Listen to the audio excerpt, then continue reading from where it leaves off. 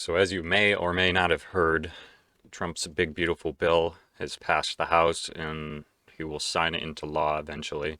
And I'm going into graduate school in the fall for physics for a PhD.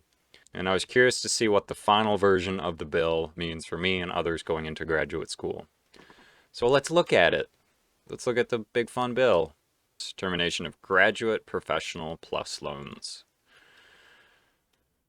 So, getting rid of these types of loans restricts people's ability to go to graduate school, particularly those that are pursuing like their master's degrees in essentially anything. This will ultimately just make it much more difficult for low income STEM students to get into graduate schools and to be able to afford it. This is one of the many nails in the coffin of higher education in which students are going to ultimately delay or completely give up on the idea of becoming a scientist. They have a section on low earning outcome programs for universities, for community colleges, and I suppose even like certificate seeking programs. A university will be labeled as a low earning university in that if the graduates don't meet the median income of someone that doesn't have that degree. While on the surface level, this might seem okay to like penalize underperforming universities or community colleges, what this administration is always doing is discriminating against lower income minority communities. And it is going to damage and reduce funding for community colleges in areas and in regions that have a higher minority population because their incomes are lower.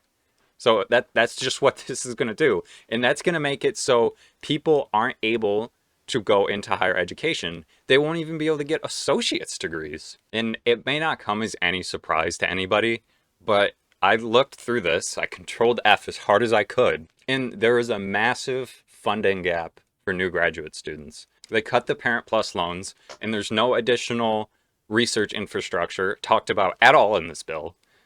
Which they are cutting. They're cutting grants and stipends and whatnot across the country. So that's not even touched yet. It's not even touched on this because they've already done it. Borrower who receives a loan made under this part on or after, whatever, may only be eligible for the forbearance on such loan that does not exceed 9 months during any 24-month period. God, this shit's confusing. So what that means,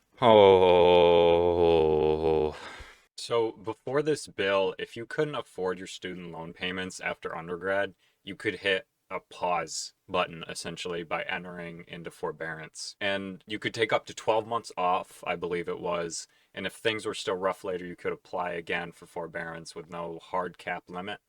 But now you can only go into forbearance up to 9 months for a 2 year period. So let's say that you just finished undergrad, you're broke, and you want to take a gap year or 2 gap years, which is absolutely valid because people are burnt out after undergrad. So let's say that you spend 6 months looking for a job and then maybe you find one if you're lucky, particularly if it's in your field, and say you want another break before you actually go into grad school, then you only have 3 months left within that 2 year period. And the bill essentially just says no matter what, you have to just start paying it. And this hits STEM students particularly hard because many will delay income right off the bat, even if they're not doing it because of burnout. They could be trying to get additional research experience. They could just be taking time to prep for competitive graduate programs. And this just makes it so it punishes you if you don't have money. That's that's literally all it is. And of course, there's nothing in this to help underrepresented groups in STEM.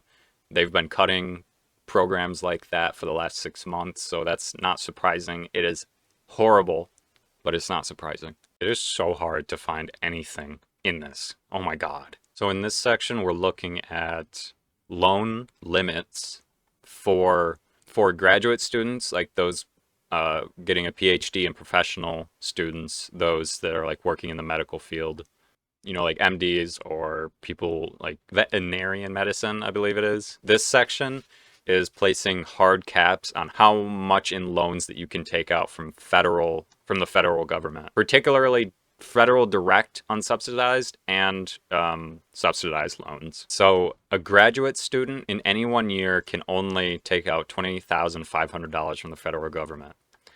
And then it goes on to list additional limits, but I don't believe these limits existed prior in the amount that they do now. So this section essentially just makes it so that if your college or university and your federal subsidized and unsubsidized loans, plus any grants that you receive, don't meet the cost of tuition, then the federal government isn't going to help you anymore to fill the remainder of that cost with any Parent Plus or Grad Plus loans.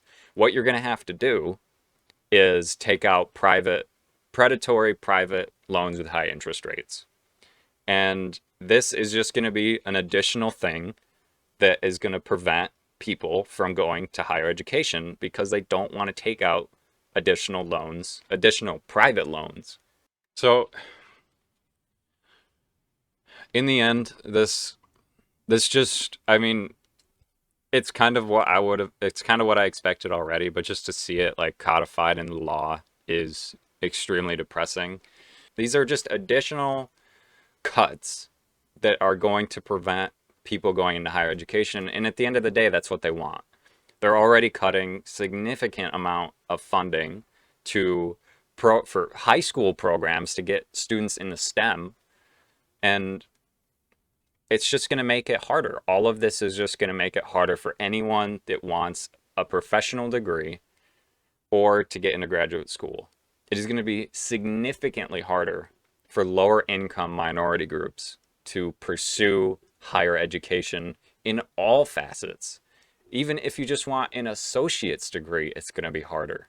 And it's already hard. So, like,